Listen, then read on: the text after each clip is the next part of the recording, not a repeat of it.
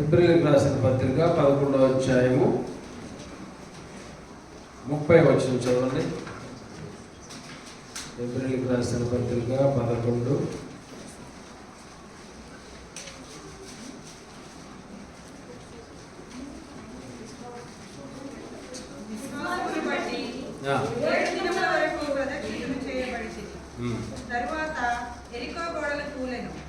విశ్వాసమును బట్టి 7 దినముల వరకు ప్రదక్షిణము చేయబడిన తర్వాత ఎరికో గోడలు కూలెను. 11వ అధ్యాయంలో విశ్వాసులైనటువంటి వారు, మంచి విశ్వాసంతో బ్రతికినటువంటి వారు ఎవరు, దేవుని యొక్క కార్యములు ఎలా జరిగినవి అనేటువంటిది ఫిబ్రవరికి రాసినటువంటి పత్రిక 11వ అధ్యాయంలో చూస్తాం. దేవుని యొక్క కార్యం ఎలా దేవుడు చేసినారు, తన బిడ్డలైనటువంటి వారిని బలపరిచి అనేటువంటిది 11వ అధ్యాయంలో చూస్తాం. దేవుడు ఎలా చేసినారు కార్యాలు, ఏమేమి కార్యాలు అనేటువంటిది పాత నిబంధనటువంటి గొప్ప కార్యాలు అనేకమైనటువంటివి తన బిడ్డలైనటువంటి వారిని, వ్యక్తులైనటువంటి వారిని దేవుడు వాడుకుని చరిత్రలో ఉండునట్లుగా నిలబడినట్లుగా గొప్ప కార్యాలు ఇక్కడ దేవుడు జరిగించిన వాటన్నింటినీ కూడా ఈ అధ్యాయంలో చూపించినారు, ఎలా ఎలా ఎలా ఎలా జరిగినాయని. సో ఎరికో గోడల విషయంలో మనం చూస్తే విశ్వాసమును బట్టి ఎరికో గోడలైనటువంటివి. అయితే విశ్వాసం అనేటువంటిది విశ్వాసము ద్వారా వారి కార్యాలు జరిగించినారు. దానికి ముందు చూస్తే ఆ విశ్వాసానికి కర్త అనేటువంటి వాళ్ళు ఎవరు, ఆయన మీద ఆధారపడినట్లయితే దేవుని యొక్క బలమైనటువంటి కార్యాలు జరుగుతాయి. అవునా కదా? విశ్వాసము ద్వారా కార్యాలు జరిగించినారు వాడు. కానీ మనము కూడా మన జీవితంలో దేవుని యొక్క కార్యములు, మోషే తర్వాత ఇంకెవరు, అబ్రహాము, వీరు అందరూ ఇక్కడ విశ్వాసము విశ్వాసము విశ్వాసము. హన్నా ప్రార్థన చేసింది, కార్యాలు జరిగినాయి. ఎస్తేరు ప్రార్థన చేసింది, వెళ్ళింది ధైర్యంతో, దేవుని కార్యం జరిగింది. విశ్వాసం విశ్వాసం అనేటువంటిది మనం చూస్తున్నాం. అయితే ఈ విశ్వాసం అనేటువంటిది ఎవరి మీద విశ్వాసం ఉంది? దేవుని మీద విశ్వాసం. విశ్వాసమునకు కర్తయు కొనసాగించు అయినటువంటి దేవుని వైపు చూచేటటువంటి వారిగా మనము ఉండాలి. ఇక్కడ ఇక యెహోషువ గ్రంథంలో మనం చూసినట్లయితే 5వ అధ్యాయంలో మనం ఒక ప్యాసేజ్ మనం చదువుకుందాం. యెహోషువ గ్రంథము 5వ అధ్యాయము 13 నుంచి 15 వచనాలు చదువుదాం. దాని తర్వాత మరలా కొన్ని వచనాలు. యెహోషువ యెరికో ప్రాంతంలో ఉన్నప్పుడు కనులెత్తి చూడగా దూషణ కత్తి చేత పట్టుకొని ఉన్న ఒకడు అతని ఎదుట నిలిచిండెను. యెహోషువ అతని వద్దకు వెళ్ళి, మా పక్షం ఉన్నవాడవా, మా విరోధుల పక్షము ఉన్నవాడవా అని అడగగా, అతడు కాదు, యెహోవా సేనాధిపతిగా నేను వచ్చి ఉన్నానని. యెహోషువ నేల మట్టుకు సాగిలపడి నమస్కారం చేసి, నా ఎల్లవాడు తన దోషం సెలవించిన దేవుని అడిగారు. అందుకు యెహోవా సేనాధిపతి, నీవు నిలిచిన స్థలము పరిశుద్ధమైనది, నీ పాదరక్షలు తీసివేయమని యెహోషువతో చెప్పగా యెహోషువ అలాగున చేశాను. చూడండి, ఇక్కడ మనం చూస్తే దేవుడు గొప్ప కార్యం జరిగించబోతున్నాడు.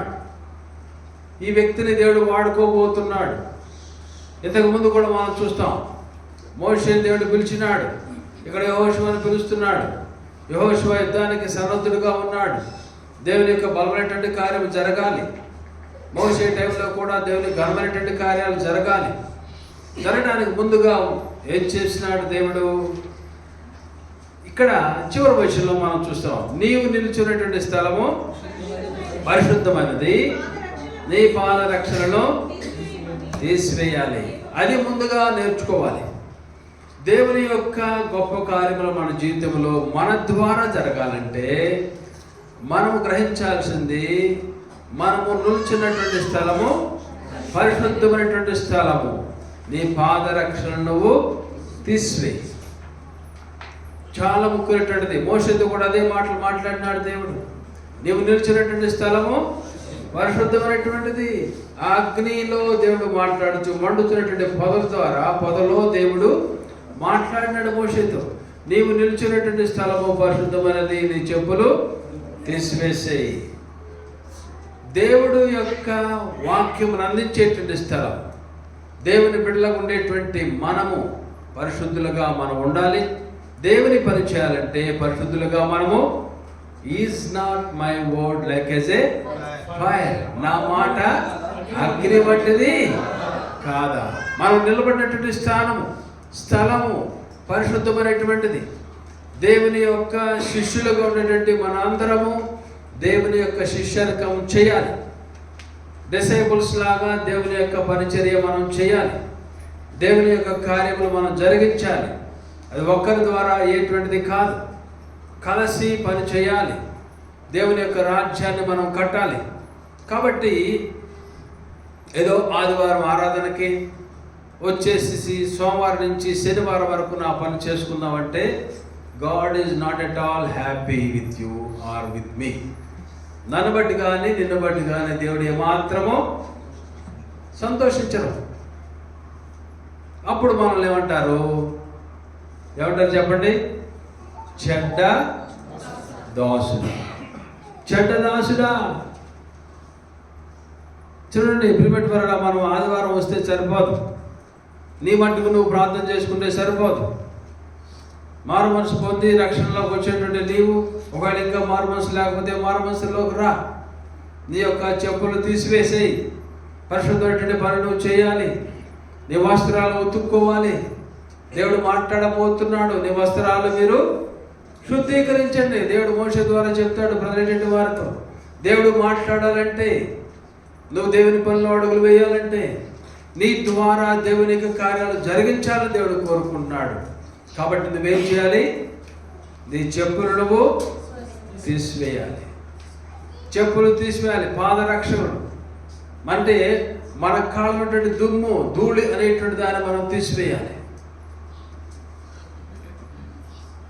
కాబట్టి దేవుని యొక్క బిడ్డలుగా ప్రియమైన వారలారా, దయచేసి ఉదయ కాలశంలో వాక్యము వినేటువంటి మీరందరూ కూడా ఇంకా మారు మనసు లేకపోతే మారు మనసులోకి రండి. దేవుని స్వరక్షణుడిగా ఎంచుకోండి. మీ పాపములు కడుక్కోండి. ప్రభు బిడ్డలుగా జీవించండి. జీవించి స్టార్ట్ చేసి అలాగనే జీవిస్తున్నటువంటి మీరు చేయవలసింది ఏంటంటే దేవుని యొక్క పరిచర్యలో మీరందరూ కూడా దేవుని యొక్క రాజ్యమును కట్టాలి. మీరు టైం అయిపోతుంది. టైం లేదు ఇంకా. ఎంత ఉంది టైము? 11:59 కొన్ని సెకండ్లలో మనము ఉన్నాం. దేవుని యొక్క రాకడకు అంత సమీపంగా ఉన్నాం. మనం ఏం చేస్తున్నాం? ఏం చేయాలి? మనం ఎంతగా పరిగెత్తాలి? మనం ఇతరులను రీచ్ అవ్వాలి. ఎంతగా దేవుని కార్యాల పట్ల ఆసక్తి కలిగిన వారిగా దేవుడు మన పక్షాన ఆయన కార్యాలు జరిగించడానికి ఆయన సిద్ధంగా ఉన్నాడు. యెహోషువని దేవుడు బలపరచబోతున్నాడు. మోషేని దేవుడు బలపరిచినాడు. యెహోషువ ద్వారా దేవుని కార్యం జరిగించబోతున్నాడు. కాబట్టి నీవు నేను చేయవలసిందంటే సిద్ధపాటు కలిగేటువంటి వారిగా మనము చూడండి. చాలాసార్లు మనం అనుకుంటాం, నేనేం చెప్తాను, నా మాటలు ఎవరంటారు, నేను చెప్తే ఎవరు వస్తారు, నేను ఎవరికి చెప్తాను. ఈ బెంగళూరు పట్టణం అంతా కూడా కన్నడ వాళ్ళు ఉంటారు, తమిళియన్స్ ఉంటారు, ఇంకొకరు ఉంటారు అనేటువంటిది వెంటనే వస్తుంది మనకి. కానీ ప్రియమైన వరడా మనసుంటే మార్గం ఉంటుంది.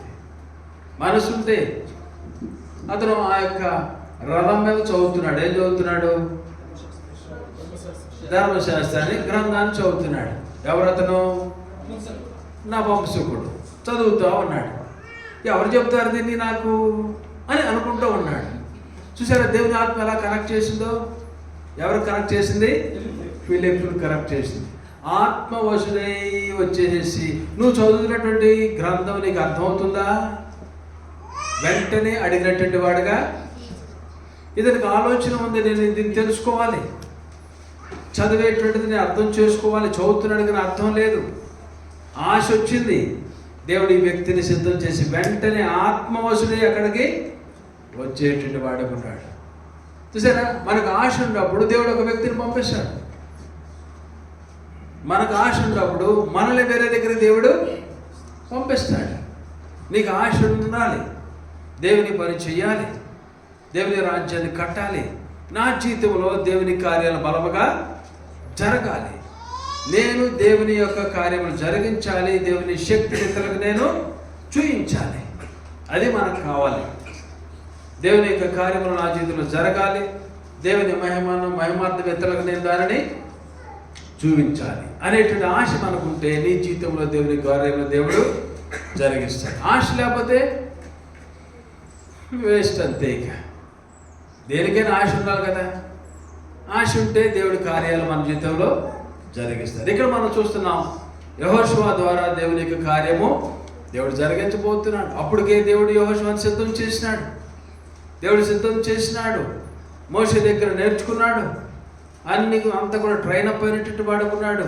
మోషే తర్వాత ఈ వ్యక్తిని దేవుడు సిద్ధం చేసినాడు. గొప్ప కార్యం జరిగించబోతున్నాడు. కాబట్టి ఇక్కడ దేవుడే తన దూతను పంపించినాడు. ఇక్కడ వారు ఇశ్రాయేలు వారు 40 సంవత్సరాలు, కొన్ని వందల సంవత్సరాలు, సుమారు 400 సంవత్సరాలు ఎక్కడున్నారు? వాళ్ళు ఐగుప్తు దేశంలో ఉన్నారు. అది కూడా దేవుని యొక్క వాక్యము, దేవునికి ఇచ్చేటువంటి మాట. అది అబ్రహాముతో దేవుడు చెప్తాడు, నీ వారు మీది కానటువంటి దేశంలో 400 సంవత్సరాల పైగా ఉంటే, అది కూడా ఉంది అక్కడ, అరౌండ్ 400 సంవత్సరాలు వాళ్ళు అక్కడ ఉంటారు అనేటువంటిది దేవుడు అబ్రహాముతో చెప్పినాడు. ఆ రీతిగానే ఈ ప్రజలు వారు ఐగుప్తు దేశంలో ఉన్నారు. అక్కడి నుంచి వారు బయటకు బయలుదేరినారు. 40 సంవత్సరాలు అక్కడ తిరిగి వచ్చేసినారు. ఎక్కడికి వచ్చినారు? మోషే టైంలో గొప్ప కార్యాలు చూసినారు. ఎర్ర సముద్రం పాయలైంది. అలాగున వారికి కావాల్సినవన్నీ కూడా దేవుడు వారికి ప్రొవైడ్ చేసినారు. ఏమేమి ఇచ్చినారు? ముందు మన్నా ఇచ్చినారు తినడానికి. ఏంటి కేరళ ఉల్లిపాయలు ఇట్టండి దండి పెట్టానంటే వాటికి దేవుడు ఈ గొడుగుడు సరుగుడు సేవించినారు. వాళ్ళ ముక్కుల్లో నుంచి మాంసం వచ్చినట్లుగా, అంటే అంత ఎక్కువగా నాన్ వెజిటేరియన్ వారికి ఇచ్చినారు. నీరు కావాల్సినప్పుడు నీరుని ఇచ్చినారు. అలాగ అన్ని కార్యాలు వారి జీవితంలో జరిగిస్తూ దేవుడు వారిని అలాగ నడిపిస్తూ వచ్చినారు. చివరికి ఈ ప్లేస్లోకి వచ్చినారు. వాళ్ళు ఎక్కడికి వచ్చినారు? యోర్దాను నది దాటి ఎక్కడికి వచ్చినారు? కనాను దగ్గరికి వచ్చినారు. ఎరుకో పట్టణం దగ్గరికి వచ్చినారు. ఎరుకో పట్టణం దగ్గరికి వచ్చినప్పటికీ ఈ యొక్క వృత్తాంతం ఇది జరగబోతుంది. ఇశ్రాయేలు ప్రజలెటువంటి వారు ఎరుకో పట్టణంతో యుద్ధము చేయవలసినటువంటి సమయం. ఈ టైంలో ఏం జరిగింది? ఇక్కడ యెహోషువ అక్కడ ఉన్నాడు. యెహోషువతో పాటు జనాంగం ఇశ్రాయేలు వారందరూ కూడా అక్కడ ఉన్నారు. యోర్దాను దాటి అక్కడ ఆ గోడల దగ్గర, ఎరుకో గోడల దగ్గర వీళ్ళు ఉన్నారు. ఆ ప్లేస్లో వాళ్ళు అక్కడ ఉన్న టైంలో దేవుడు అక్కడ యెహోషువ రెడీ అవుతున్న టైంలో అక్కడ దేవుడు తన దూతను అక్కడ పంపించనేటువంటిది మనం చూస్తున్నాం. అప్పుడు యెహోషువ అడుగుతున్నటువంటి వాడుకున్నాడు. యెహోషువ ఎరుకో ప్రాంతంలో ఉన్నప్పుడు అతడు కనులెత్తి చూడగా దూసిన కత్తి చేత పట్టుకుని ఒకడు అతని వద్ద నిలిచున్నాను. యెహోషువ అతని వద్దకు వెళ్ళి, నువ్వు మా పక్షమున ఉన్నవాడవా, మా విరోధుల పక్షమున ఉన్నవాడవా? చూడండి, ఇక్కడ ఈ యొక్క వృత్తాంతంలో మనం చూస్తాం. వీరు అక్కడికి వెళ్ళటం, వారు దేవుడు చెప్పినటువంటి రీతిలో దాని చుట్టూ తిరగటం, 6 రోజులు ఒక్కొక్కసారి తిరగటం, 7వ రోజు ఎన్నిసార్లు? 7 సార్లు తిరగటం. యెహోషువ చెప్పినటువంటి రీతిలో యాజకులు బోర్లు ఊదినప్పుడు, ప్రజలు కేకలు వేసినప్పుడు ఎరుకో గోడలు ఏమైపోయి కూలిపోయినవి. ప్రజలందరూ కూడా అవతలకి వెళ్ళిపోయినటువంటి వారు కూడా. ఇది జరిగినటువంటిది. ఈ ప్యాసేజ్లో, ఈ వృత్తాంతంలో వాట్ ఆర్ ద అప్లికేషన్? ఏం నేర్చుకుంటాం మనం? ఈ దేవుని యొక్క గొప్ప కార్యము ద్వారా, జరిగించేటువంటి కార్యము ద్వారా మనం ఏమేమి నేర్చుకుంటాం? ఇక్కడ మనం గ్రహించాల్సినటువంటి మొట్టమొదటిది ఏంటంటే, కొన్ని 4-5 విషయాలు మనం చూద్దాం. ఈ యొక్క ఎరుకో గోడల దగ్గర ఉన్నప్పుడు వీరు ఎవరి మీద విశ్వాసాన్ని పెట్టేటువంటి వారుగా ఉన్నారు? ఎవరి మీద విశ్వాసం? ఇక్కడ మనం చదువుకున్నటువంటి భాగంలో, ఇంతకుముందు చదివినటువంటి భాగంలో మనం చూస్తే అబ్రహాం ఎలా చేసినారు, మోషే ఎలా చేసినారు, యెహోషువ చేసినారు, పౌలు ఎలా చేసినారు. అంటే మన విశ్వాసం ఎవరి మీద పెట్టాలి? అబ్రహాం మీద పెట్టాలా? ఎస్తేరు మీద పెట్టాలా? ఎవరి మీద పెట్టాలి? విశ్వాసమునకు కర్తయు దాన్ని కొనసాగించేటువంటి యేసు వైపు చూసేటట్టు వారుగా ఈ ప్రజలైనటువంటి వారు ఇక్కడ ఈ యొక్క యెరికో పట్టణము దగ్గర ఈ మైదానంలో వాళ్ళు ఉన్నప్పుడు వీళ్ళందరూ కూడా యెహోషువ ముఖ్యంగా తన విశ్వాసాన్ని ఎవరి మీద పెట్టాడు అనేటువంటిది మనం చూస్తే ఇక్కడ ఈ బ్యాటిల్లో జరిగేటువంటి యుద్ధంలో యెహోషువ ఆ ప్లేస్లో అక్కడ ఉన్న టైంలో మేబీ ఆలోచన చేస్తూ ఉండుంటాడు, ప్రార్థన చేస్తూ ఉండుంటాడు, ఏం జరుగుద్దు అనేటువంటి రీతిలో దేవుని యొక్క కార్యం ఎలా జరుగుద్ది అని యెహోషువ ఆలోచన చేస్తూ వెంటనే దేవుడు తన దూతను అక్కడికి పంపించిన వాడు ఉన్నాడు. యెహోషువ కూడా తన అన్నటువంటి మాటలో మనం చూస్తాం, తన యొక్క డైలాగ్లో మనం చూసే ఏంటంటే ఇది తను చేసే యుద్ధము అన్నటువంటి రీతిలో తను అనుకుంటున్నాడు. తను చేసేటువంటి యుద్ధం అనుకుంటున్నాడు. ఇశ్రాయేలు ప్రజలైనటువంటి వారు కనానీయులతో యెరికో ప్రజలైనటువంటి వారితో చేసేటువంటి యుద్ధం అనుకుంటున్నాం. చాలాసార్లు మన జీవితంలో ప్రియమైన వాళ్ళారా ఆత్మానుసరైనటువంటి పోరాటాలు జరుగుతూ ఉంటాయి. నేను ఏం చెయ్యాలో అది నేను చేయాలనుకున్నా కానీ నేను చేయలేకపోతున్నాను. ఈ ఆత్మానుసరైనటువంటి పోరాటం భక్తి చేసేటువంటి మన జీవితంలో జరుగుతూ ఉంటుంది. నేను అబద్ధములు మానేయాలని డిసైడ్ అయ్యాను, కానీ ఇక్కడ అబద్ధం చెప్పాల్సి వస్తుంది. నేనేం చేయాలి? ఈ పోరాటం అనేటువంటిది ఆత్మ సంబంధం అనేటువంటి పోరాటం.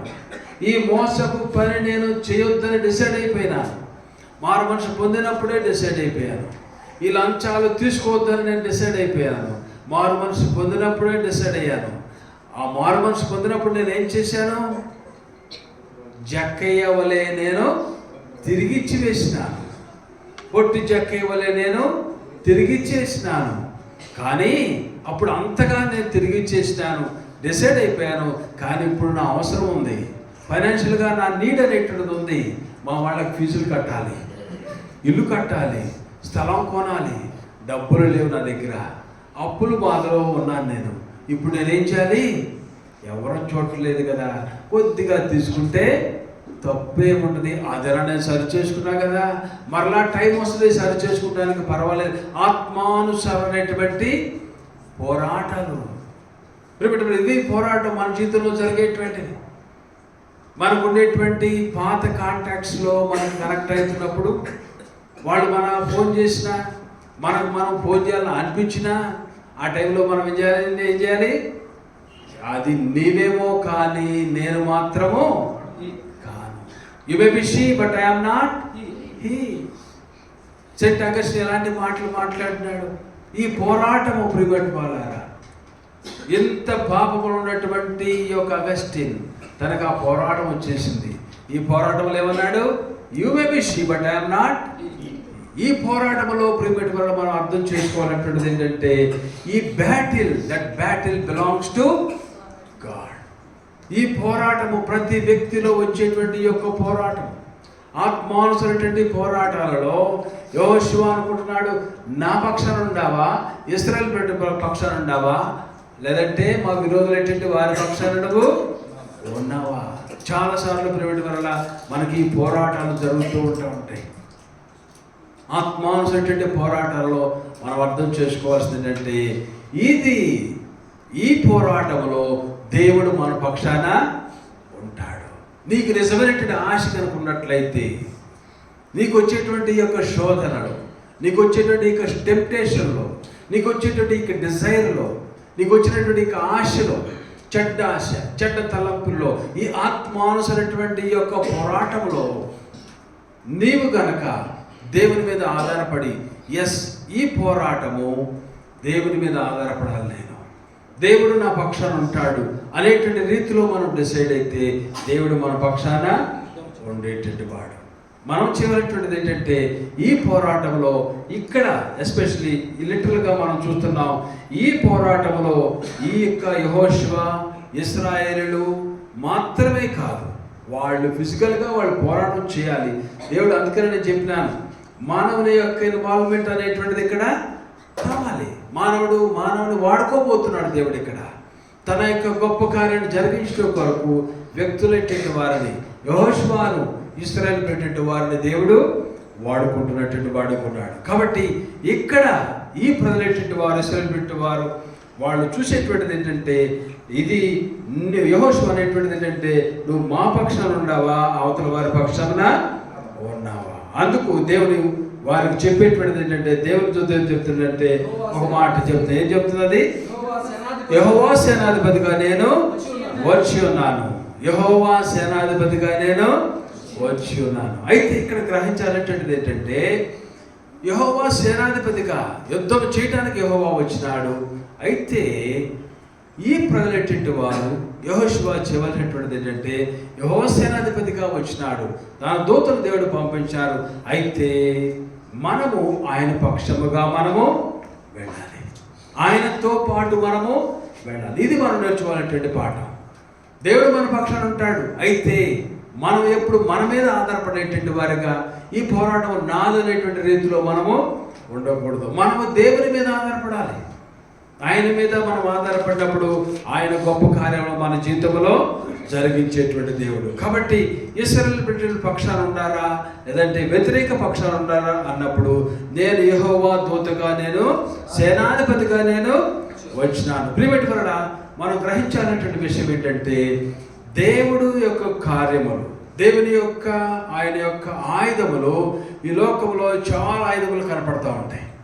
యుద్ధములు జరిగించడానికి కానీ, లేదంటే ఈ యొక్క ఫిజికల్గా జరిగేటువంటి ఎరుకో గోడల విషయంలో కాకుండా మరి అనేకమైన విషయాల్లో, వేరే యుద్ధాలలో కూడా దేవుని యొక్క ఆయుధములు చాలా గొప్పగా కనపడతా ఉంటాయి. ఆ యొక్క వెపన్స్ లాంటివి ఆయన సృష్టిలో భాగముగా దేవుడు చేస్తారు. ఆ టైంలో వాటిని దేవుడు వాడుకోగలుగుతాడు. మనం అనేక యుద్ధాల్లో మనం చూస్తున్నాం. వడగండ్లలో దేవుడు పంపించేటట్టు వాడుగా ఉన్నాడు. మరి ఇంకేం చేశారు? అగ్నిని దేవుడు పంపించిన వాడుగా ఉన్నారు. మరలా ఏం చేశారు? ఒకరిలో ఒకరికి కన్ఫ్యూజన్ అనేటువంటిది పెట్టేటట్టు వాడుగా ఉన్నారు. తారుమారు చేసేటట్టు వాడుగా ఉన్నారు. గాలిని పంపించేటట్టు వాడుగా ఉన్నారు. ఇవన్నీ కూడా దేవుని యొక్క వెపన్స్. దేవుడు ఎలాగూ ఆయన ధ్యానిస్తారనేటువంటిది మనం చూస్తే, దేవుని యొక్క గొప్ప కార్యాలు మనం చూసినట్లయితే, ఈ యొక్క న్యాచురల్ ఫోర్స్ అనేటువంటిది గాలి కానీ, వాన కానీ, వడగళ్ళు కానీ, వేడి కానీ, మంచు అనేటువంటిది కానీ, అలాగే ఎర్త్ క్వేక్స్ అనేటువంటిది కానీ, దేవుని యొక్క వెపన్స్ చూడండి ఎంత గొప్ప కార్యములు. దేవుడు ఉరుములు, మెరుపులు, దేవుని యొక్క వెపన్స్, పిడుగులు అనేటువంటిది, తెగుళ్ళు అనేటువంటివి, ఇతర కరువులు అనేటువంటిది, వరదలు అనేటువంటివి, ఇవన్నీ కూడా ఆయన ఆయుధశాలలో ఉండేటువంటి ఆయుధములు ఇవన్నీ కూడా. కాబట్టి దేవుడు ఎలాగునా ప్రజలెట్టి వారికి యుద్ధంలో జీవిస్తారు. ఏంటంటే మనం అర్థం చేసుకున్నటువంటిది ఇక్కడ పాయింట్ ఏంటంటే, అక్కడ ఈ యొక్క యెహోషువతో మాట్లాడుతున్నటువంటి ఈ యొక్క దేవునితో చెప్పేటువంటిది ఏంటంటే, నేను యెహోవా సేనాధిపతిగా వచ్చి ఉన్నాను. ప్రియమైన ఆ యొక్క యెహోవా సేనాధిపతిగా దేవుని యొక్క దూత వచ్చినది. అక్కడ దేవుని యొక్క దూత చెప్పేటువంటిది ఏంటంటే, నేను వచ్చున్నాను అన్నది కానీ నేను నీ పక్షాన ఉన్నాను అనేటువంటిది అక్కడ. కానీ యెహోషువ అక్కడ చేసేటువంటిది ఏంటంటే, దేవుని యొక్క వాక్య ప్రకారము తను చేయవలసినటువంటి వాటన్నిటినీ కూడా చేస్తూ దేవుని పక్షాన తను ఉన్నటువంటి వాడుకున్నాడు. అలాగనే ప్రజలెట్టి వారిని దేవుని పక్షాన జరిపినటువంటి వాడుగా యెహోషువ కనపడుతున్నాడు. అప్పుడే వీరికి చేయమనేటువంటిది వచ్చింది. ఇక్కడ మనం గ్రహించాల్సినటువంటి ఏంటంటే, మన జీవితంలో వచ్చేటువంటి ప్రతి పోరాటంలో కూడా మనము దేవుని పక్షాన వెళ్ళాలి. దేవుడు మనకు తన యొక్క దూతలను మనకు పంపించినాడు. ఆయన యొక్క సైన్యం మనం చూసినట్లయితే, దేవుని యొక్క దూతల యొక్క కౌంట్ అనేటువంటిది మనకు అర్థం కాదు. కొన్ని కోట్లాది దేవుని యొక్క దూతలు ఉన్నాయి, కొన్ని కోట్ల కొలది దేవుని యొక్క దూతలు ఉన్నాయి. అలాగనే ప్రతి విశ్వాసికి కూడా దేవుడు తన దూతలను మన కొరకు పని చేయడానికి ఆయన పంపించినటువంటి వారిగా ఉన్నారు. ప్రతి ఒక్క విశ్వాసికి కూడా, అన్బిలీవర్ అనేటువంటిది కాదు, కానీ దేవుని సేవకులు చెప్పేటువంటిది ఏంటంటే, మన విశ్వాసులకు ఉన్నట్లయితే, ఆయన యొక్క రెక్కల చోటను మనం వెళ్ళినట్లయితే, మన పాదములు తొట్టిల్లకుండా ఆయన కాపాడతాడు. మన పాదములకు రాయి తగలకుండా తన దూతలకు దేవుడు ఆజ్ఞాపిస్తాడు. నడిచేటువంటి మార్గం అలాగూ దేవుడు చేసేటువంటి వాడుగా ఉంటాడు. కాబట్టి మనము ఆయన పక్షాన వెళ్ళేటువంటి వారిగా, విశ్వాసములకు కర్తయ్యు. చాలాసార్లు మనము చూసేటువంటిది ఏంటంటే, ఇతను వ్యక్తుల వైపు మనం చూస్తూ ఉంటాం. విశ్వాసులు కాదు, లోక ప్రపంచంలో మన వ్యక్తులను వెంబడించే వాళ్ళు ఎక్కువైపోతారు. వ్యక్తుల మీద డిపెండ్ అయ్యేటువంటి వారుగా ఉంటారు. అక్కడ జరుగుతున్నాయి కార్యాలు, ఇక్కడ జరుగుతున్నాయి కార్యాలు, ఇక్కడ మిరకల్స్ జరుగుతున్నాయి, అక్కడ మిరకల్స్ జరుగుతున్నాయి. ప్రిమిట్ పరడా ఈ మిరకల్స్తో మనం తెచ్చుకునేటువంటిది ఏది ఉండదు. ఈ మిరకల్స్ ఆశ్చర్యకార్యములు అనేటువంటివి నీ జీవితంలో నీ ప్రార్థన ద్వారా, నీ విశ్వాసం ద్వారా, నీ భక్తి ద్వారా నీ జీవితంలోనే దేవుడు కార్యాలు జరిగిస్తారు. అది నేర్చుకోవాలి మనం. అంతేగాని మనం వ్యక్తుల దగ్గరికి పరిగెత్తి అక్కడ మిరకల్స్ ప్రార్థన జరుగుతుందంట, సాయంత్రం ఉద్యోగం కొట్టాలంట, అక్కడ ఆశ్చర్యకర దయ్యాలు వెళ్ళిపోతాయంట, లేదంటే ఇంకోటి జరుగుతుందంట అనేపాటికి హీలింగ్స్ జరుగుతాయంట, స్వస్థత కార్యాలు జరుగుతాయంట అంటే అక్కడికి మనం వెళ్ళిపోతాం. కూడా అలా వెళ్ళటం అనేటువంటి దాంట్లో మిస్టేక్ అనేటువంటిది కాదు. కానీ మీ జీవితాలలో మీరుగా దేవునికి దగ్గరగా ఉండి యెహోషువ వలె, ఇశ్రాయేలుకు ఉన్నటువంటి వారి వలె మనము ప్రార్థన చేసినప్పుడు దేవుడు మన ప్రార్థన ఆలకిస్తాడు. ఈ యొక్క ఫెయిత్లోకి మనం రావాలి. ఎంతకాలం మనం పాలు తాగేటువంటి వారిగా మనము ఉండకూడదు. చాలా కాలం చాలామంది పాలు తాగేవాళ్ళుగానే ఉంటారు. ఎప్పుడు ఘన పదార్థాలు తింటారు, ఎప్పుడు బిర్యానీలు తింటారు, ఇంకా పాకేవారుగానే కనపడతారు. పరిగెత్తేటువంటి వారుగా కనపడరు, బరువులు లేపేటువంటి వారుగా కనపడరు. విశ్వాసులైనటువంటి వారులారా, మీరు పరిగెత్తేటువంటి వారుగా ఉండాలి, బరువులు లేపేటువంటి వారుగా ఉండాలి. ఆత్మలో దేవుని సన్నిధిలో ప్రార్థనలు చేసి జయాలు పొందుకునేటువంటి వారుగా ఉండాలి. గొప్ప గొప్ప కార్యములు దేవుడు మీ జీవితంలో చేయడానికి సిద్ధంగా ఉన్నాడు. మీరు దేవుని పక్షాన వెళ్ళినట్లయితే మొట్టమొదటి మన జీవితంలో ఇలాంటి కార్యాలు మన జీవితంలో జరగాలంటే మన చెప్పులు మనము వదిలిపెట్టేటువంటి వారిగా, ధూళిని తీసివేసేటువంటి వారిగా, వస్త్రములు ఉతుక్కునేటువంటి వారిగా, ప్రభు పక్షానికి వెళ్ళేటువంటి వారిగా మనము. అప్పుడు మొట్టమొదటి పాయింట్ ఏంటంటే విశ్వాసమును కర్తయు దాన్ని కొనసాగించినటువంటి యేసు వైపు మనం చూసి మన హృదయాన్ని మనం సరి చేసుకుని ఆయన పక్షాన ఆయన దగ్గరికి వెళ్ళినట్లయితే మన జీవితంలో దేవుడు గొప్ప కార్యములు మన జీవితంలో ఆయన చేస్తారు. అలాగనే రెండో పాయింట్ ఏంటంటే ఇక్కడ మనం గ్రహించాలనేటువంటి విషయం ఏంటంటే విశ్వాసులైనటువంటి వారికి కావాల్సినటువంటిది ఏంటంటే విధేయత కావాలి. విశ్వాసులైనటువంటి వారికి కావాల్సినటువంటిది ఏంటి? విధేయత కావాలి.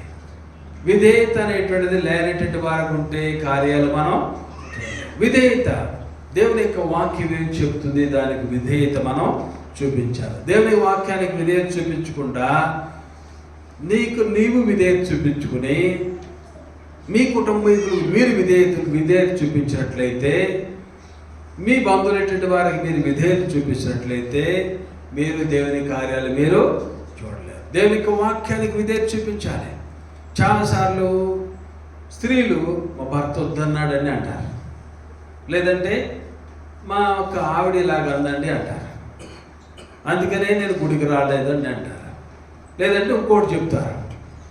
అవిధేయత అనేటువంటి దేవునికి వాక్యానికి మనం విధేయత చూపిస్తున్నామా, వ్యక్తులెట్టి వారికి విధేయత చూపిస్తున్నామా? చాలాసార్లు మన జీవితంలో జరిగేటువంటిది అదే.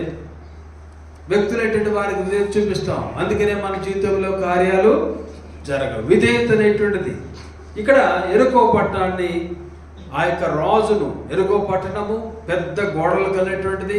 ఆ రాజు పెద్దవాడిగా ఉంటాడు, అంటే గొప్పవాడిగా ఉంటాడు, తనకి పెద్ద సైన్యం అనేటువంటిది ఉంటుంది. చూడండి ఇక్కడ మనం చూస్తే దాని గురించి రాసినారు. 6వ అధ్యాయము 2వ వచనం చదవండి ఒకసారి.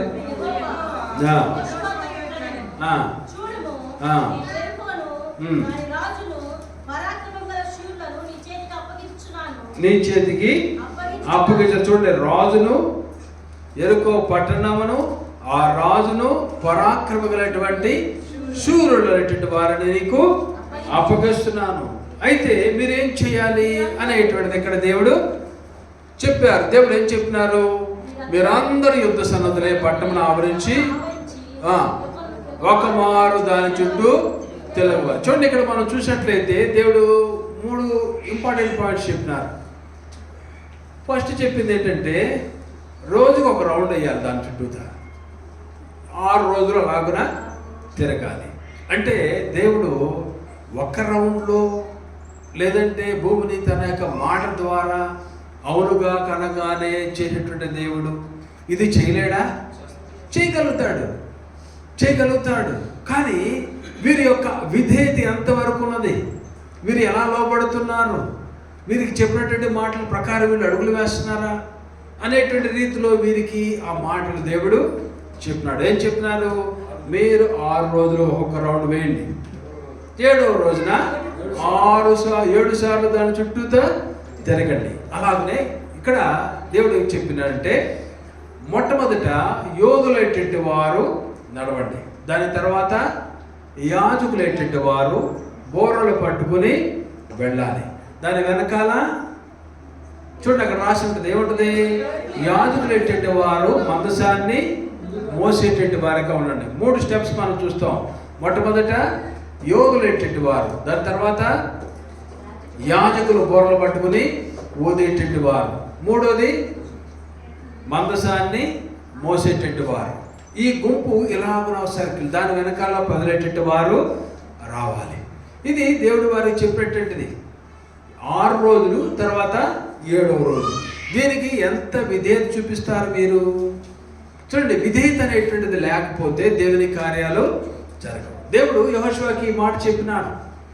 దేవుడు ఈ మాట చెప్పినప్పుడు ఈ ప్రజలైనటువంటి వారు ఎగ్జాక్ట్గా అదే రీతిలో విధేయత అనేటువంటిది చూపించేటువంటి వారుగా వీరు ఉన్నారు. ప్రియమిత్రులారా, ఈ యొక్క దేవుడు ఎన్నో గొప్ప కార్యాలు చేయగలరు, ఒక్క విషయంలో చేయగలుగుతారు, కానీ విధేయత అనేటువంటిది చాలా ముఖ్యమైనటువంటి విషయం. ప్రియమిత్రులారా, మనం చూసినట్లయితే ఇక్కడ మనము దేవుని యొక్క వాక్యంలో కూడా మనం చూస్తాం. ఎలీషా దగ్గరికి నయమాన్ వచ్చినాడు. నయమాన్ని దేవుడు ఎలీషా ఏం చెప్పినాడు? మురికిగా ఉండేటువంటి యోర్దాను నదులకు అక్కడికి వెళ్ళి మీరు ఏం చేయాలి? నువ్వు 7 మార్లు అందుట్లో మొదట ఏం చేశాడు? ఎవడెళ్తాడు అక్కడికి? చూడండి, అజ్ఞానం అంటే నార్మల్గా మనకు అర్థం కాదు కొన్ని విషయాలు. దేవుని యొక్క ప్లాన్స్ అనేటువంటిది రాత్రి కూడా మనం మాట్లాడుకున్నాం. ఆ సిచ్యువేషన్స్ అనేటువంటి వాటి ద్వారా దేవుడు తన కార్యాలు జరిగిస్తారు. దాన్ని మనకు అర్థం కాదు. అది దేవుడు చెప్పినాడు, ఇలా చేయండి అయ్యా. చాలా విషయాలు మనం పాత నిబంధనలో చూస్తే ఏంటి ఇలాగ ఉన్నాయి ఇవి అని అనిపిస్తుంది. చాలా నేను క్వశ్చన్ మార్కులు పెట్టుకున్నామన్నా, ఏంటి ఇలాగ ఉంది, కానీ లిటరల్గా దేవుడు చెప్పినాడు. వాళ్ళు ఒబీడియన్స్ అనేటువంటిది వాళ్ళు చూపించినారు. ఎందుకు 13 సార్లు, ఎందుకు 7 సార్లు, 6 రోజులు 7 సార్లు, 6 రోజులు 6 సార్లు, 7వ రోజు 7 సార్లు. ఇవి దేవుడి యొక్క rules and regulation, that's it. చాలా వాటికి మనకు తెలియదు, అర్థాలు తెలియదు. 7వ నెంబర్ అనేటువంటిది ఎక్కువ కనపడతా ఉంటుంది, 12 అనేటువంటిది కనపడతా ఉంటుంది, 40 అనేటువంటిది కనపడతా ఉంటుంది. ఏంటి ఇందుట్లో కొన్ని ఏదో లాజికల్గా ఏదో 1-2 లాగుతాం, కానీ దేవుని యొక్క సంకల్పం అనేటువంటిది, ఆయన యొక్క జ్ఞానం అనేటువంటిది అతీతమైనటువంటిది.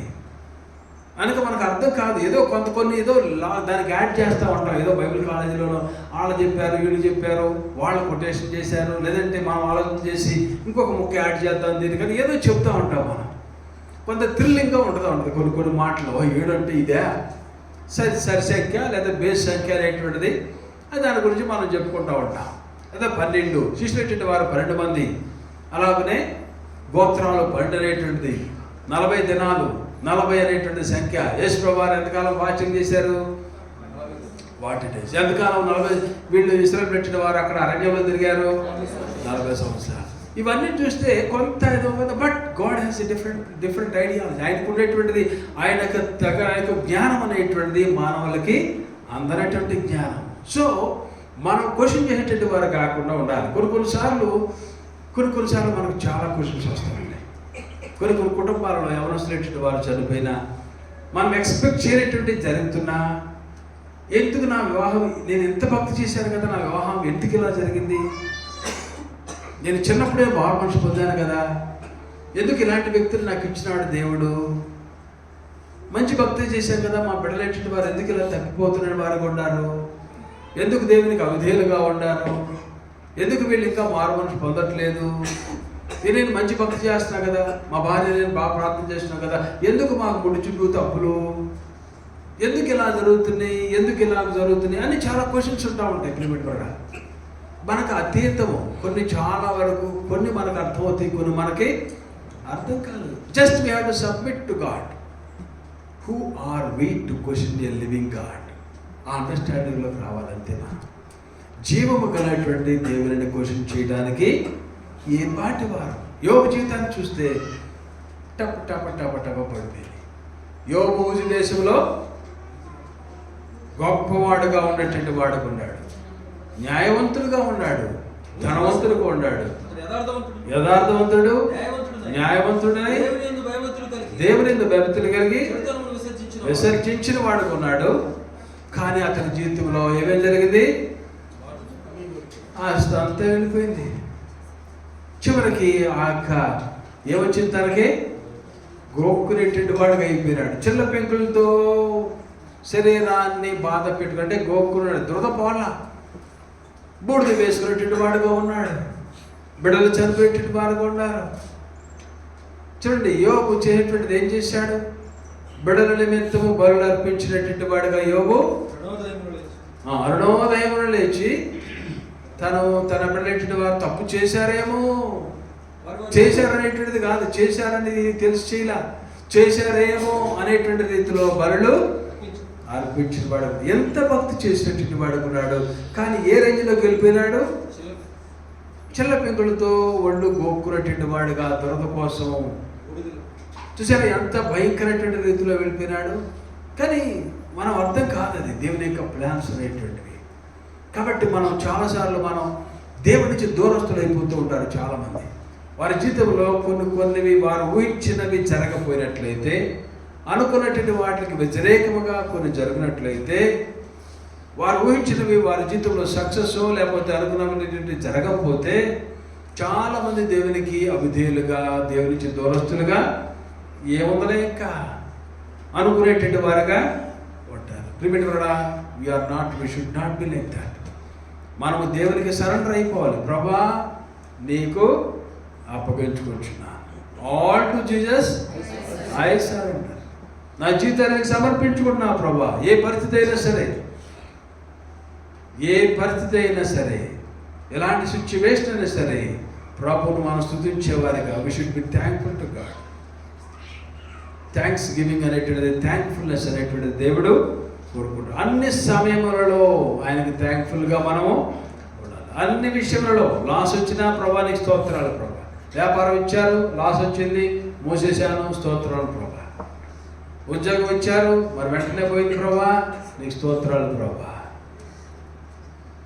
అన్ని విషయములలో మనము దేవునికి ప్రభా థ్యాంక్స్ అనేటువంటి చెప్పేటువంటి వారిగా మనము ఉండాలి. కాబట్టి ఇక్కడ మనం ఈ యొక్క నయమాన విషయంలో మనం చూస్తున్నాం. దేవుని యొక్క ప్లాన్స్ అనేటువంటిది వేరుగా విధేయత చూపించిన వాడు ఉన్నాడు.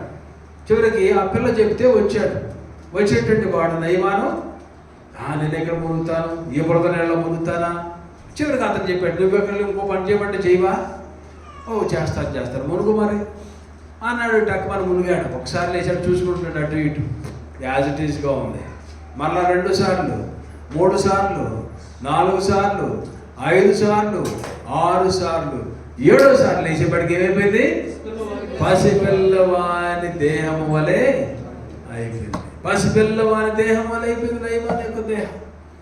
దేవుని యొక్క మాట మనం విన్నట్లయితే ప్రియమైన వాళ్ళరా, అలాంటి కార్యములు మన జీవితంలో జరుగుతాయి. 1 సారి 2 సార్లు మనం చేయకూడదు. మాట వినాలి. మాట వినుట శ్రేష్టం. మాట వినాలి.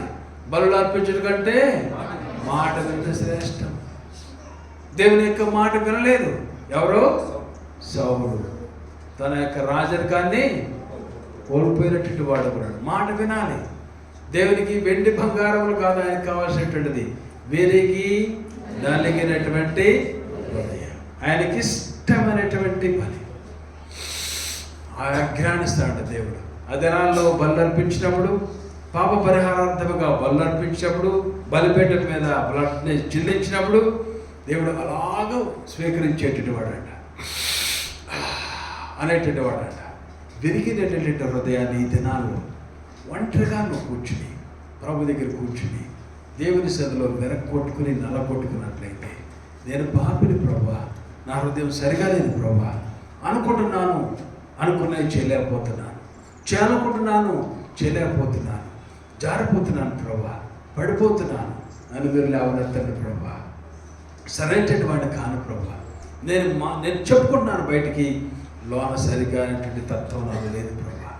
యాజ్ ఇట్ ఈస్గా నీ హృదయాన్ని ప్రభు దగ్గర నాకు చేయనివ్వరా ప్రభా, ఉండట్టుగా ప్రభు దగ్గర నువ్వు చెప్పుకున్నట్లయితే అది దేవునికి ఇష్టమైనటువంటి అంటాడు. అప్పుడు నువ్వు అలా ఒంటరిగా ప్రార్థన చేస్తే ప్రిమిటి వల్ల మనం గ్రహించాల్సిందంటే ఒంటరి ప్రార్థన చాలా ముఖ్యమైనటువంటిది. గ్రూప్ ప్రేయర్ అనేటువంటిది ఆల్సో గుడ్. కానీ యేసుప్రభు జీవితంలో మీరు చూసినట్లయితే యేసుప్రభు వారిని చూసినటువంటి వారు ఒకరు అడిగినారు. ఏమడిగారంటే ఈ మిరకల్స్ చేయి ప్రభా, ఈ మిరకల్స్ చేయి ప్రభా, ఈ ఆశ్చర్యకారాలు చేయి ప్రభా అనేసి ప్రభు వారిని శిష్యులు అడగల. ఏమడిగారు? ప్రార్థన మాకు నేర్పించు ప్రభా, ఈ ప్రార్థన నేర్పించు ప్రభా. ప్రార్థన చేయటం ఎలాగున చూడండి. యేసు ప్రభువారిని ఎందుకు వీళ్ళు ప్రార్థన అడిగినారు అనేటువంటిది మనం చూస్తే ఆయన ఏకాంతముగా వెళ్ళేటటువంటి వాడు, ఏకాంతముగా వెళ్ళేవాడు. రేయి మొదటిజామున వెళ్ళిపోయేటవాడు, రాత్రంతా కొండ మీద ప్రార్థన చేసేవారు. అలాగున తను ఒంటరిగా ప్రార్థన చేసేటటువంటి వారు. ఒంటరి ప్రార్థనలో దేవుని కార్యాలు జరుగుతాయి. శిష్యులైనటువంటి వారు లేచే టయానికి ఆయన ప్రార్థన ముగింపు అనేటువంటిది అయిపోయింది. ఆయన ఆ యొక్క ఇశ్రాయేలు దేశంలో ఆ పట్టణంలో ఉదయము సూర్యోదయం అనేటువంటిది 4 గంటలు 4:30 వచ్చేస్తుంది సూర్యుడు ఉదయించడం. సాయంత్రం త్వరగా అయిపోతుంది. ఈవెన్ నార్త్ ఈస్ట్లో కూడా మణిపూర్ ఆ ప్రాంతంలో మేము వెళ్ళినప్పుడు 4 గంటలకల్లా తెల్లారిపోయేది. మరలా సాయంత్రం 4 గంటలకే చీకటి అయిపోయేది. యేసు ప్రభు వారు ఉదయాన్నే లేచి అలాగన ప్రభు సన్నిధిలో ఆయన గడిపెట్టేటివారు, రాత్రంతా గడిపెట్టేటివారు. శిష్యులైనటువంటి వారు లేచే టయానికి ఆయన ప్రార్థన 3-4 గంటలు ఆయన దేవుని కుమారుడై ఉండి 4-5 గంటలు ప్రభు దేవుని సన్నిధిలో ప్రార్థన చేసేటటువంటి వారు. ఆయన చేసిన తర్వాత శిష్యులు లేవటం అనేటువంటిది ఉండేది. సరే రండి వెళ్దాం పట్టణానికి అనేటువంటి వారు. సో ఆ పట్టణంలో బయలుదేరి వెళుతుండేటువంటి వారు. వెళుతున్న టైంలో గుడ్డివాడు కనపడేవాడు. దావీదు కుమారుడా మమ్మల్ని కరుణించు, ఏం కావాలి నీకు? చూపు పొందుకోరుచున్నాను. వెంటనే అనేవారు. చూపు అనేటువంటిది వచ్చి అలాగ వెళుతుండేటువంటి వారు.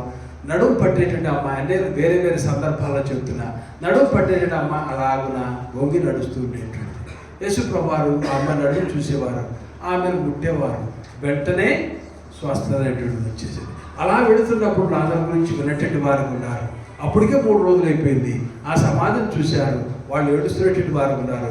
యేసు ప్రభు అక్కడికి వెళ్ళారు, లాజరును బయటికి. వెంటనే లాజరు బంధకాలు వచ్చేసి బయటికి వచ్చేసేటువంటి వాడు. అలాగ బయటికి వెళ్ళిపోతున్నారు. ఇంకొక పట్టణం ఉంది, నయీను ఉన్నటువంటి పట్టణము. ఆ పట్టణంలో యేసు ప్రభు అలా వెళుతున్నటువంటి వారు ఉన్నారు. చనిపోయినటువంటి చిన్న కుమారుడు తీసుకొస్తున్నటువంటి వారుగా, పాడెతో తీసుకొస్తున్నటువంటి వారుగా, తల్లి బాగా దుఃఖపడుతున్నటువంటి సిచ్యువేషన్ మనం చూస్తాం. యేసు ప్రభు అలా చూసినారు. వెంటనే ఆ పాడెని దించి లే అన్నారు. ఆ వ్యక్తి లేచేటువంటి వాడుగా. ఇలాగను మనం చూస్తే యేసు ప్రభు వారి జీవితంలో ఒకదాని తర్వాత ఒకటి ఈ కార్యాలన్నీ కూడా జరగడానికి గల కారణం ఏంటంటే ఏకాంత ప్రార్థన. గంటల తరబడి ప్రభు చేసేటువంటి దేవుని కుమారుడై ఉండి కూడా అలాంటి ప్రార్థనా జీవితాన్ని కలిగేటువంటి వారుగా ఉన్నారు. కాబట్టి దేవుని యొక్క గొప్ప కార్యములు యేసు ప్రభు వారు చేయగలిగేటువంటి వారుగా నీ జీవితంలో నా జీవితంలో కూడా ప్రియమైన ఒంటరి ప్రార్థన, ఏకాంత ప్రార్థన, ప్రభుతో సంభాషణ అనేటువంటిది. ఈ యొక్క చెత్త అంతా తీసివేయండి. ఈ ఫోన్తో మీరు ప్రతిరోజు చూసుకోండి ఎంతసేపు గడుపుతున్నారు. చెత్తతో అంతా కూడా తీసివేసి టైం అంతా వృధా చేసేటట్టు దాన్ని తీసేసి కనీసం ఒక 2 గంటలు ప్రభుతో ఏకాంతంగా కూర్చోండి. మీ జీవితంలో ఎలాంటి ఆశ్చర్యకార్యాలు దేవుడు చేయబోతున్నాడో, ఎన్ని గొప్ప కార్యాలు దేవుడు చేయబోతున్నాడో మీరు ఎక్స్పెక్ట్ చేయొచ్చు. ఇప్పుడు మీరు కనుక ఆయనకు ఒక కమిట్మెంట్ చేసి మీతో గడుపుతాను ప్రభా, మీతో నేను స్పెండ్ చేస్తాను ప్రభా, ప్రార్థన చేస్తాను ప్రభా, ఏకాంతంగా కూర్చుంటాను ప్రభా అని మీరు ప్రార్థన చేస్తే దేవుని యొక్క గొప్ప కార్యములు మీ జీవితంలో దేవుడు. సో ప్రార్థన అనేటువంటిది చాలా ముఖ్యము. మరి ముఖ్యంగా ఏంటంటే ఏకాంత ప్రార్థన అనేటువంటిది మరి ముఖ్యమైనటువంటిది. దేవుని యొక్క గొప్ప కార్యములు యేసు ప్రభు వారి జీవితంలో అలాగ జరుగుతుంటే అంటే దేవుని కుమారుడే. కానీ ఇంకా శిష్యులైనటువంటి వారిలో కూడా మనం చూస్తాం, వారు నేర్చుకున్న తర్వాత యేసయ్య దగ్గర నేర్చుకున్న తర్వాత, ప్రార్థన నేర్చుకున్న తర్వాత, విశ్వాసం నేర్చుకున్న తర్వాత వెళుతూ ఉన్నాడు పేతురు. కనపడ్డాడు అక్కడ దేవాలయం దగ్గర. పుట్టు పుట్టుడు మొదలుకొని ఎవరాడు? కుంటివాడు అనేటువంటి ఒక మనుషుడు అక్కడ ఉన్నాడు దేవాలయం దగ్గర. ఏ టైంలో వెళ్తున్నాడు? 3 గంటలు. ఎందుకు వెళ్తున్నాడు పేతురు? ప్రార్థనకు. చూసారా, అది నేర్చుకున్నారు వాడు శిష్యులేటువంటి వారు. పేతురు నేర్చుకునేటువంటి వాడుగా ఉన్నాడు. అది మనకు ముఖ్యమైనటువంటిది. మధ్య సమయంలో నీ జీవితంలో ఎంతసేపు దేవుడితో గడుపుతున్నావు? ఎంతసేపు ఏకాంతముగా ప్రభుత్వం గడుపుతున్నావు? నీ జీవితంలో కార్యాలు జరగాలని చూస్తున్నావు, కానీ ప్రభుత్వం గడపట్లా. ఎలా చేస్తున్నావు? వేస్ట్. తెలుసు నీకు, ఆ ఫార్ములా అనేటువంటి తెలుసు, కానీ you are not following that one. Formula follow ఒక లోకంలో గడిపేస్తున్నాం. ఏమి తిందామా, ఎలా తాగుదామా, ఏ ఉద్యోగానికి అప్లై చేద్దామా, ఎలా డబ్బులు వస్తాయా, ఏం చెయ్యాలి భవిష్యత్తులో, మా పిల్లల్ని ఎలా చదివించాలి, వాడు ఎలా పెళ్లి చేయాలి, వాడిని ఎలా పెద్దవాళ్ళు చేయాలి, 2వ అమ్మాయిని ఎలా చేయాలి, 3వ అమ్మాయిని ఎలా చేయాలి, ఈ ఆలోచన, ఈ యొక్క మైండ్ సెట్తోనే మనం ఈ లోకంలో వెంపర్లాడుతున్నటువంటి వారిగా ఉన్నాం. అరే దేవుడు చెప్తున్నాడు, ఏకాంత ప్రార్థన చేయవయ్యా, నాకు చెప్పవయ్యా, నీ భారాన్ని నాకు చెప్పవయ్యా, ప్రయాసపడి భారం మోచిన సమస్త జనులారా నా యొద్దకు రండి, నేను నీకు విశ్రాంతి కలిసి. మనం ఏం చేస్తున్నాం? మోస్తూనే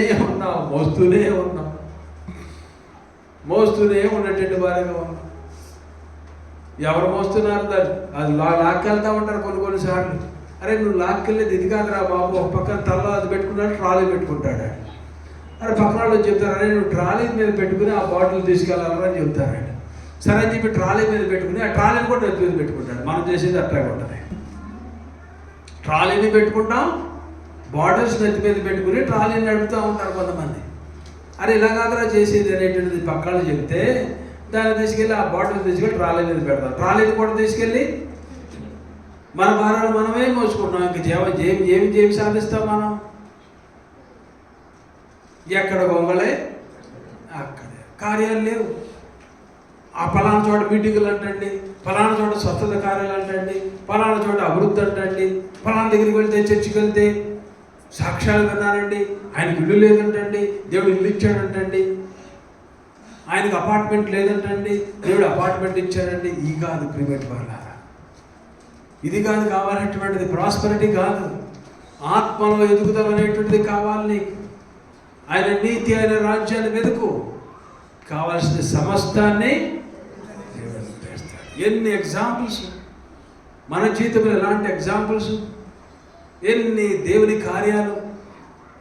నేను అన్ని వదిలేసి వచ్చాను. వ్యాపారంలో ఇక్కడికి వచ్చిన తర్వాత వ్యాపారంలో డబ్బులు వచ్చి నాకు రావాల్సినటువంటి డబ్బులు వ్యాపారం చేస్తూ వదిలేసి దేవుడిని పిలిచాడు కాబట్టి వచ్చాను. నేను వ్యాపారంలో రావాల్సినటువంటి డబ్బులు కొంతమంది ఎగ్గొట్టేశారు, అక్కడ లేరని కొంతమంది ఇచ్చారు. ఎక్కడికి 1-2 సంవత్సరాల తర్వాత కూడా వచ్చింది నాకు. ఫీజులు కట్టుకోవడానికి ఇక్కడ మెయింటెనెన్స్కి 5 సరిపోయింది. అన్నీ వదిలేసా, అక్కడి నుంచి వచ్చేసేసాను. వచ్చేసిన తర్వాత నేను ఏమీ చేయలే. దేవుని పనే అని డిసైడ్ అయ్యాను. దేవుని రాజ్యమే కట్టాలనుకున్నాను. విశ్వాసులైనటువంటి వారు ఎలాగ అడిగినారో ఆ రీతిగా నడవాలనుకున్నా. బైబిల్లో 11వ అధ్యాయంలో విశ్వాసం చూడలేదు, కానీ నేను దానియేలు గారిని చూసా, భూషణ్ గారిని చూసా, బొల్లెత్తు జాను గారిని చూసినా.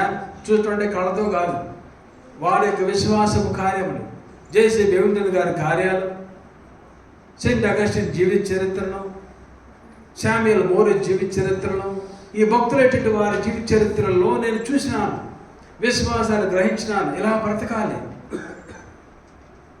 బ్రతకాలి, జీవితం అంటే ఇలా చేయాలి, దేవుని మీద ఆధారపడాలి, దేవుని కార్యాలు ఇలా చేయాలి అని ఆశించి దేవుని పని కోసం వచ్చినప్పుడు దేవుడు నేను ముందు ఆయన నీతిని, రాజ్యాన్ని వెతికినాను. నాకు కావాల్సిన వాటన్నిటిని దేవుడు అనుగ్రహిస్తూ ఊహించిన వాటికంటే, నేను ఎక్స్పెక్ట్ చేసేటువంటి వాటికంటే దేవుని కార్యాలు నా జీవితంలో దేవుడు చేస్తూ వచ్చాడు. నేను చెప్తున్నాను, ఎగ్జాంపుల్గా నేను చెప్తున్నాను, నా జీవితంలో అలాంటి కార్యాలు దేవుడు చేసినాడు. చాలాసార్లు మనం వెంపర్లాడుతూ ఉంటాం. ఏమి తిందామా, ఏమి ధరించుకుందామా, ఏమి కట్టుకుందామా, ఎవరిని పెళ్లి చేసుకుందామా, ఏమి చేద్దాము, పిల్లలు ఏం చేద్దాము. ఆలు లేదు, సూర్యుడు లేదు, అల్లుడి పేరు సోమలింగయ్య. వీడికి ఇక్కడ ఏమి లేదు, అల్లుడి దగ్గరకు వెళ్ళిపోతున్నాడు. ఇప్పుడు వెంపర్లాడతాం, లోకం మీద వెంపర్లు కాదు, ముందు ఆయన నీతిని రాజ్యాన్ని వెతకండి. దయచేసి నీతిని రాజ్యం వెతకడం అంటే హృదయాలను సరిచేసుకోండి. దయచేసి చెప్తున్నా మరలా, హృదయాలను సరిచేసుకోండి. చేసేటువంటి తప్పు చేయకుండా ఉండండి. What is wrong, what is right అనేటువంటిది నీకు తెలుసు, నాకు తెలుసు.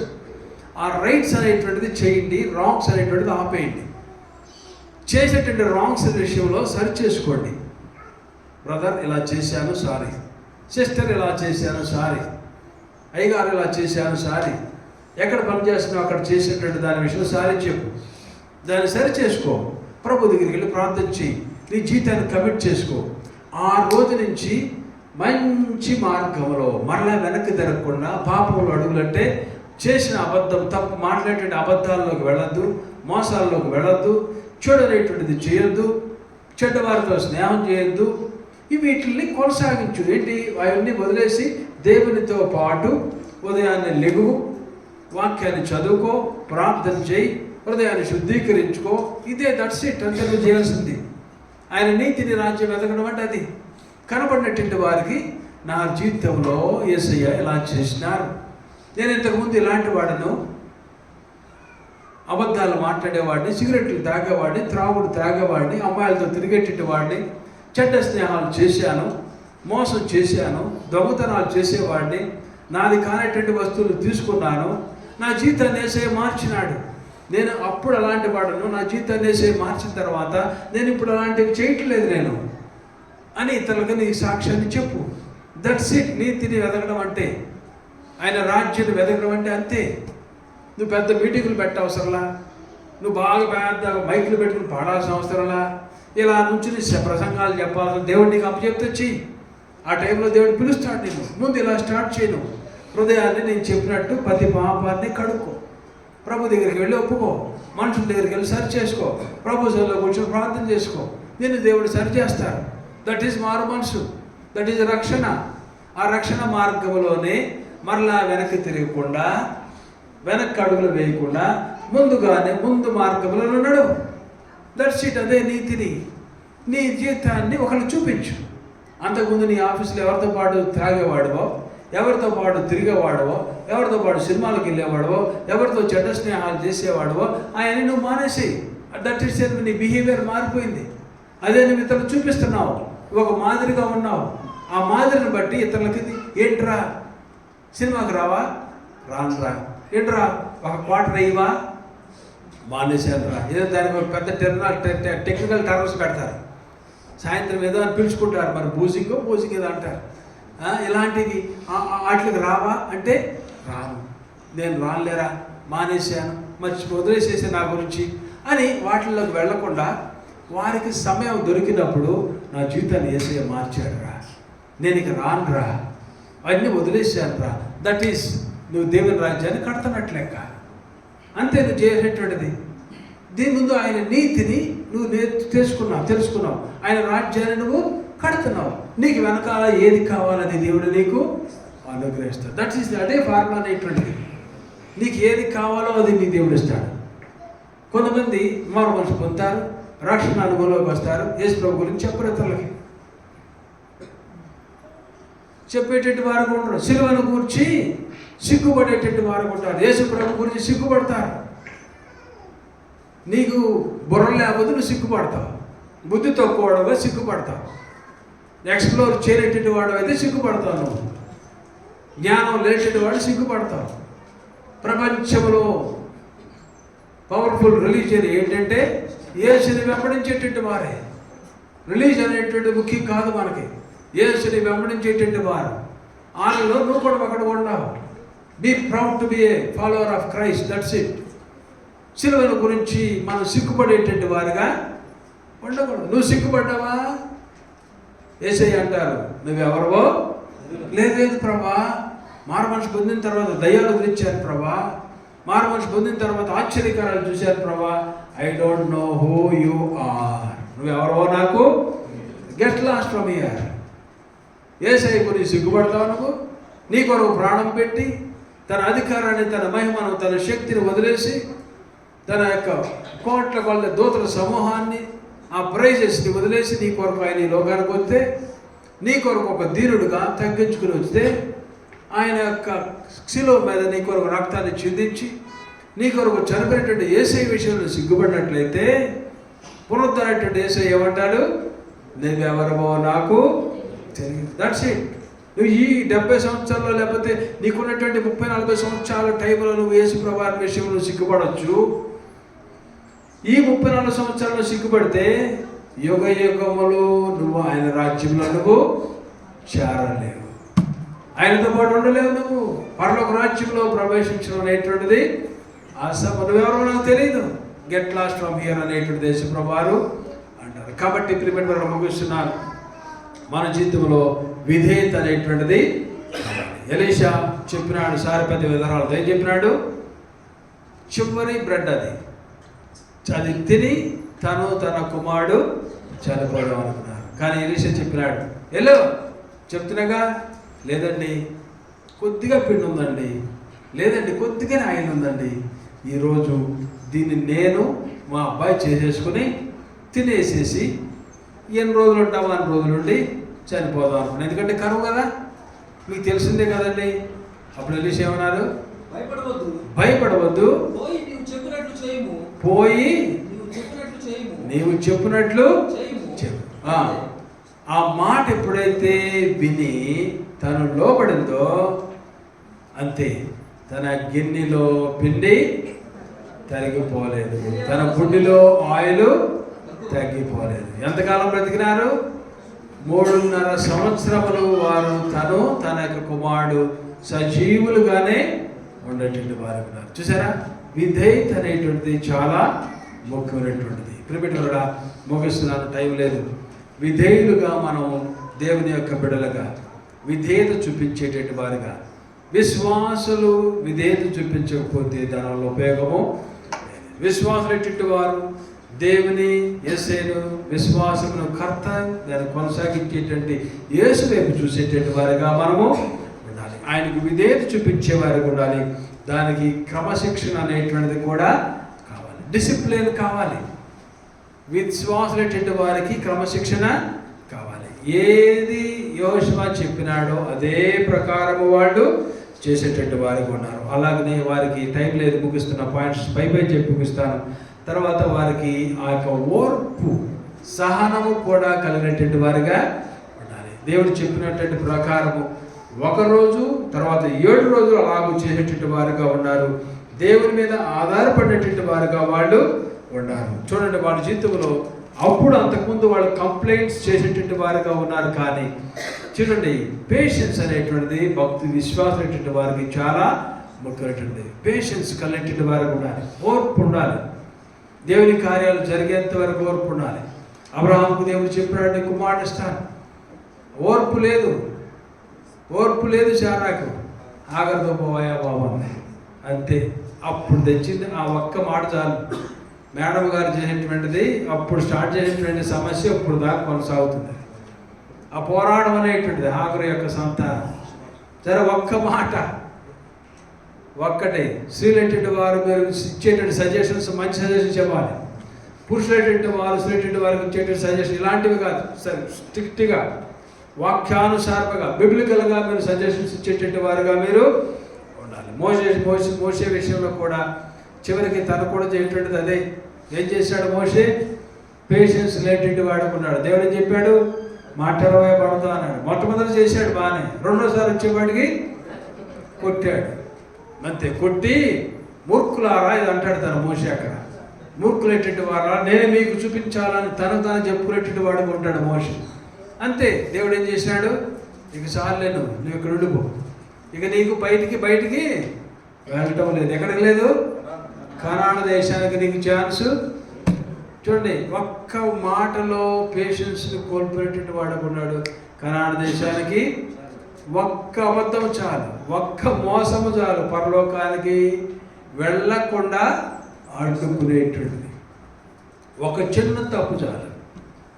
ఇప్పుడు తెలీదు మనకి, ఇప్పుడు తెలీదు, ఏముందలే జరుగుద్దులే, పర్వాలేదు, ఛాన్స్ దొరుకుద్దులే అనుకుంటా ఉంటాం. ఒక చిన్న తప్పు, ఒక చిన్న విధేయత అనేటువంటిది. అలాగనే మనకు కావాల్సినటువంటిది ఏంటంటే విశ్వాసం అనేటువంటిది ఏంటది? నిరీక్షించినటువంటి నిరీక్షించబడుతున్న దాని యొక్క నిజ స్వరూపం.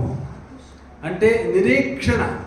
వీళ్ళు తిరుగుతున్నారు, చివరికి తిరిగి దాని చుట్టూ తిరిగేటువంటి వారు ఉన్నారు, కానీ యాంటిసిపేట్ చేస్తారు. నిరీక్షణ కలిగినటువంటి వారుగానే దాని చుట్టూతా తిరిగారు, నిరీక్షించినారు. కాబట్టి ఆ లాస్ట్లో టక్మనది పడిపోయింది, ఎరుకోవడం అలాగనే కూలిపోవడం అనేటువంటిది జరిగిపోయింది. ప్రిమిటివ్. కాబట్టి ప్రజలెట్టి వారు ఆ లాస్ట్లో ఎంత క్రమశిక్షణ, ఎంత నిరీక్షణ చూడండి. ఇక్కడ యెహోషువ చెప్తాడు, ఏం చెప్తాడంటే 6వ అధ్యాయంలో, మీరు 15వ వచనం చూడండి. 6వ అధ్యాయం 7వ దినమున వారు ఉదయం చీకటితో లేచి 7 మార్లు ఆ ప్రకారముగానే పట్టణము చుట్టూ తిరిగిరి. ఆ దినమున మాత్రమే వారు 7 మార్లు పట్టణం చుట్టూ తిరిగిరి.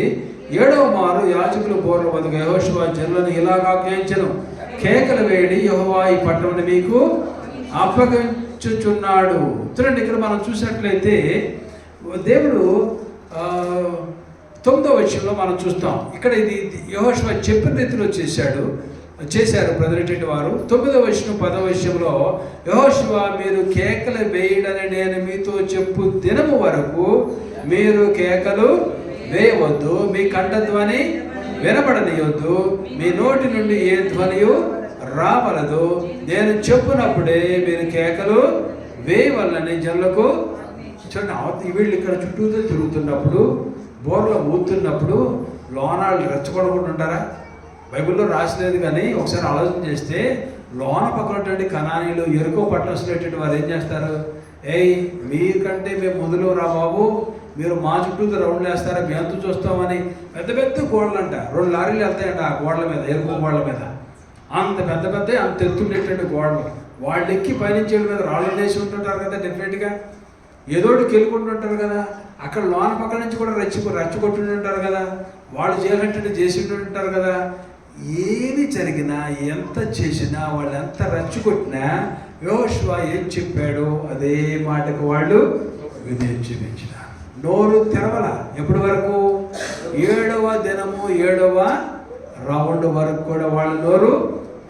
ఆ డిసిప్లిన్ అనేటువంటిది చాలా ముఖ్యమైనటువంటి. దేవుని యొక్క కార్యములు మన జీవితంలో జరగాలంటే డిసిప్లిన్ అనేటువంటిది, క్రమశిక్షణ, రాహిత్యం అనేటువంటిది మనలో. క్రమశిక్షణ కలిగినటువంటి క్రైస్తవులు ఉండాలి. క్రమశిక్షణ అంటే ఎన్నింటి రావాలి మన చర్చికి?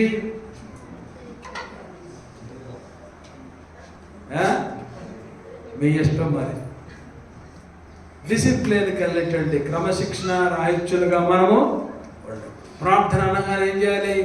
దేవుడు నాకు ఛాన్స్ ఇచ్చాడు, ప్రార్థన చేసేటువంటి వారిగా నువ్వు చేయి, లేదా డిఎంఐ చేస్తుందేమో, నేను చేయకూడదు, లేకపోతే చుట్టుపక్కల ఏమనుకుంటారు, ఇవన్నీ కూడా మనం డిసిప్లిన్ కలిగినటువంటి వారిగా టక ప్రార్థన, భయము, భక్తి, విధేయత, ఇవన్నీ కూడా దేవుని కార్యాలకు మూలం. ఇవి ఉంటేనే దేవుని కార్యాలు మన జీవితంలో చూడగలుగుతాం. కాబట్టి నీ జీవితంలో, నా జీవితంలో, మన జీవితంలో ప్రియమైన దేవుని కార్యాలు జరగాలి. దేవుడు అన్నీ కూడా చేస్తాడు, సిద్ధంగా ఉంటాడు.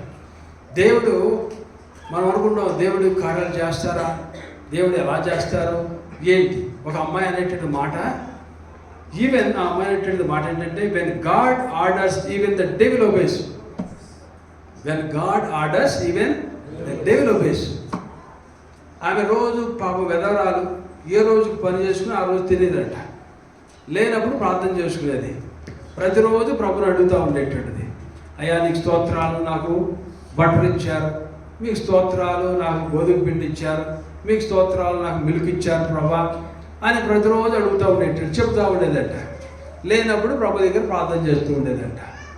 పక్కింటి అతను అనుకున్నాడంట, ఏంటి ఈ అమ్మాయి పద్దాక గట్టిగా ప్రార్థన చేస్తుంది, యేసయ్య స్తోత్రాలు అంటుంది, ఆ అమ్మాయి కదా వర్క్ చేసుకుంటుంది, ఆ అమ్మాయి కదా పని చేసుకుంటుంది, ఆ అమ్మాయి డబ్బులతో చేసుకుంటుంది కదా, ఎక్కడో ఒక యజమాని దగ్గర చేస్తుంది, అతను ఇచ్చే డబ్బులు పట్టే కదా ఈ కార్యం జరుగుతుంది, బతుకుతుంది కదా, అన్నిటికీ యేసయ్య స్తోత్రాలు, యేసయ్య విధేయత, యేసయ్య నీకే వందనాలని ఎందుకు ఈ అమ్మాయి అంటుందని చెప్పి ఒకరోజు ఈ అమ్మాయి దగ్గర ఏమి లేవంట. ప్రభా రేపు దినం నాకు దగ్గర రాత్రి ఏమి లేవు ప్రభా, ఈరోజుకి అయిపోద్దు ప్రభా, రేపు మరి పొద్దున్నే కాఫీకి మిల్క్ లేదు, భోజనానికి లేవు ప్రభా, మరి జీతం చూస్తే నా దగ్గర అయిపోయింది ప్రభా అని ప్రార్థన చేసుకుంటా ఉంది. పక్కింటాడు ఈ మాటలన్నీ కూడా విని ఏం చేశాడు, పెద్ద మూట కొని ఒక మూట ఈ దగ్గరికి పొద్దున్నే పంపించాడంట. పంపించిన తర్వాత ఆ మూట తీసేసుకుంది. ఆ అబ్బాయి వచ్చి ఇచ్చాడు. ఇచ్చేసిన తర్వాత ఆ మూట తీసేసుకున్న తర్వాత ఆ అబ్బాయి అంటున్నాడంట, ఏమంటే ఏమిటి ఏం చెప్పరేంటి, థ్యాంక్స్ చెప్పరు, లేకపోతే ఎవరు పంపించారేంటి చెప్పరు అన్నాడంట. అప్పుడు ఆవిడ ఏమన్నటువంటి మాట ఏంటంటే, వెన్ ఆ God orders even the devil obeys. దేవుడు కనుక ఆర్డర్ చేశాడంటే ఎవరైనా సరే విధేయత చూపించాల్సిందే. దేవుడు మన పక్షాన ఉన్నప్పుడు మనకి విరోధి ఎవరు? విశ్వాసముతో దేవుని కార్యాలు మనం చూడాలి. విశ్వాసమును కర్తయు దాన్ని కొనసాగించేటువంటి యేసు వైపు నిరీక్షణ కలిగేటువంటి వారిగా మనము, దానికి మనం డిసిప్లిన్, క్రమశిక్షణ ఉండాలి, నిరీక్షణ కలిగేటువంటి వారిగా ఉండాలి. అలాగనే మనలో విధేయత ఉండాలి, యేసు వైపే చూసేటువంటి వారిగా మనము. అప్పుడే నీ జీవితంలో దేవుని కార్యాలు చూడగలుగుతావు. నీవు కూడా దేవుని కార్యాల ద్వారా దేవుని నామాన్ని మహిమపరిచి దేవుని రాజ్యాన్ని కట్టగలుగుతావు. ప్రార్థన చేసుకుందాం.